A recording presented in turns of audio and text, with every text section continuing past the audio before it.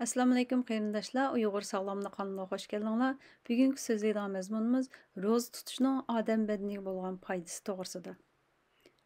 90 yillardan beri ro'za tutishning odam badaniga bo'lgan ta'siri to'g'risida har xil tadqiqotlar ilib berilgan bo'lib, buning natijasi bo'lsa, ro'za tutish orqali badandagi har xil hormonlarning normal fiziologik funksiyasini saqlashga kafolat qilg'ili va hüceyrələrinin özünü yenilaş məqsədiga yetkili bulduğanlığını, yürək qan tomir kasalliklari buluş nisbətini tövrəltələydiganlığını, şundaqla bədanның immunitet gücünü yuqarı көтөрүп, qərişni astlatqılı bulduğanlığını ilgir sürməkdə.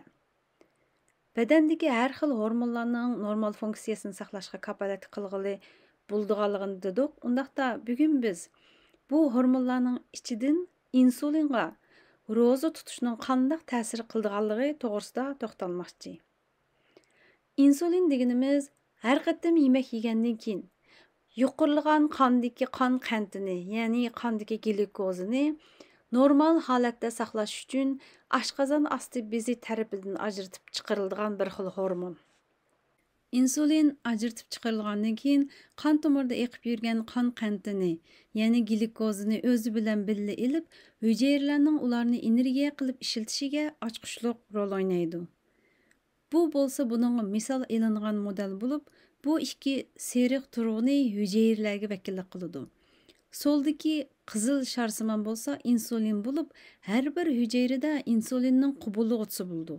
Insulin bu qubulg'uchisi bilan birlashganda hücrəning glukoza koridori, ya'ni o'ng tarafdagi ko'k rangdagi rayon ichiladi va glukoza hücrə ichiga kiralaydi. Bu yerda insulin bo'lsa, glukozning hücrə ichiga kiradigan eshigini ochadigan ochqishliq rolni o'ynaydi. Normalda yemek yegandan keyin qon shakari, ya'ni qondagi glukoza yuqorilaydi. Qon shakarining yuqorilishiga ergishib insulin ajratilib chiqarildi. Insulinning roli bo'lsa shakarni, ya'ni glukozni hücrəning ichiga to'shib, hücrələrni energiya bilan ta'minlash. Ondan ortiq shakarni insulin mayga aylantirib saqlaydi. Bu yerda ortiq shakar deganni tushuntirsak, badandagi normal qon shakarining, ya'ni glukozning miqdori bo'lsa 1 litrda 4 millimoldan 6 millimolgacha araliqda bo'ladi. Yana bir xil o'lchamda bo'lsa 1 desilitrda 80 milligramdan 100 milligramgacha bo'lgan araliqda bo'ladi. Bu normal araliq. Navoda bu ikki xil o'lchamdan eshib ketsa, ham hücrələrning ehtiyojidan oshgan qismi bo'lsa ortiq shakar bo'lib, bu oshgan shakarni insulin mayga aylantirish orqali uni keyin hücrələrga kerak bo'lganda parchalab ishlatish uchun zapas saqlaydi. Navoda bu saqlagan maylar parchalanmay turib, yenidan yana qondagi shakar o'rlisa, ya'ni yemek yeyishni ko'rsatdi bu yerda, u chaqda yana insulin yuqorilaydi. Insulin faqat yemek yegandala ajratilib chiqarildi. Insulin normaldan yuqorilab ketgan shakarni hücrələrga taqsimlab, oshqinni yana mayga aylantirib saqlaydi. Bu holat davomlashaversa, badandagi zapas mayning miqdori o'rlaydi. Bu zapas maylar ichki a'zolarda, mingida, ko'zda va teri ostilarida saqlanadi. Hücrələr belgilik miqdorda energiyaga ehtiyoji bo'ladi. O'ziga yetarlik energiya manbasiga erishgandan keyin ehtiyojidan ortiq qismini albatta kerak qilolmaydi. Navoda biz kunda necha qatim tomoq yesak, oraliqda ushshaq-tushshaq yemek bilan oziqlansak, albatta badanga kiradigan energiya, ya'ni bu yerda badanga kiradigan kaloriya yuqorilab ketadi. Eshingan energiya, ya'ni glukoza hücrəning ichiga kirolmaydi. Bu chaqda hücrə sirtidagi shakar yuqorilab ketadi. Bu oshqozon osti beziga signal berib, insulinni texmi yuqorilatib etadi. Bu yuqorilgan insulin yanala hücrəning glukoza, ya'ni qon shakari kiradigan eshigini ocholmaydi. Chunki hücrə ortiq shakarga ehtiyoji yo'q. Bu vaqtda badanda ham qon shakari yuqori, ham qondagi insulin yuqori bo'ladi. Insulin yuqori bo'lgan bilan rolni joriy qildira olmaydi. Buni biz badanda insulinga qarshilik kuchi shakllandi deymiz. İnsulin özünün açqıçlıq rolunu cari qıldıralmaydı, çünki hüceyrələr insulinə nisbətən qarşılıq şəkilləndirilgan. Bunun bilan oqsil və kaliumның hüceyrə içiga kirişimi to'sqinlik uchraydi. Bu sababdan qon besim o'rlaydi və hüceyrələrə oqsil kamligi sababidan kelib chiqadigan ba'zi kasalliklarga sabab bo'la oladi. Bədəndə insulinga qarşılıq küçü şəkillenişinin asası səbəbi bolsa, tatlıq yeməklikni yoki bo'lmasa kraxmal miqdori yuqori bo'lgan yeməkliklarni, ya'ni qon şekerini bək yuqoriladigan yeməklikni ko'p iste'mol qilish və bədənga ziyni bo'ladigan mayda tayyorlangan tayyor yeməkliklarni yeyish asos sababi bo'ldi.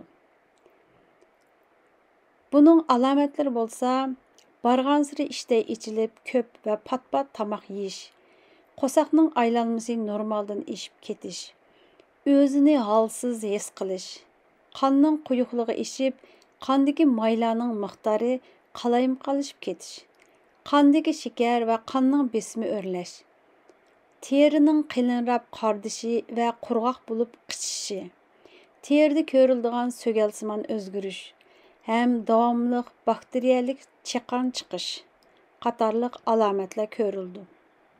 Roza tutqanda albatta yemek yeyilmagandan keyin qondagi shakarning miqdori oldingi qatim tomoqdan keyin taxminan 3 yoki 4 soatdan keyin tövəllashga boshlaydi.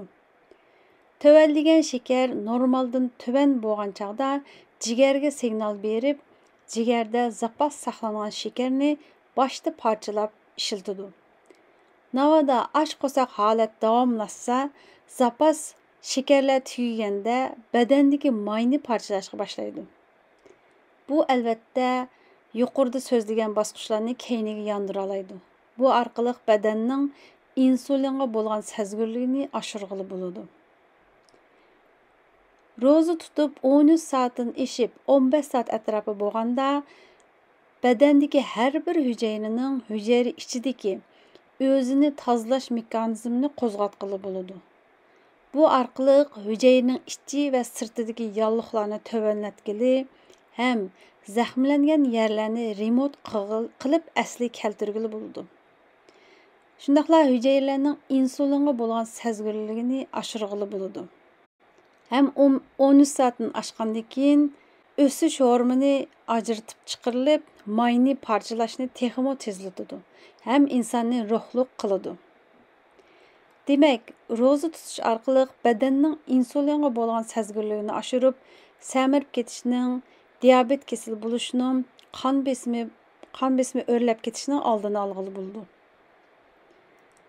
Roza tutib, og'izni ochadigan chaqda ko'p yemek yeyolmaslik kerak. Odatda nashlik qilganga o'xshash yemek yeyish kerak. Ozuqlik qiymati yuqori, miqdori oz bo'lsa eng yaxshi.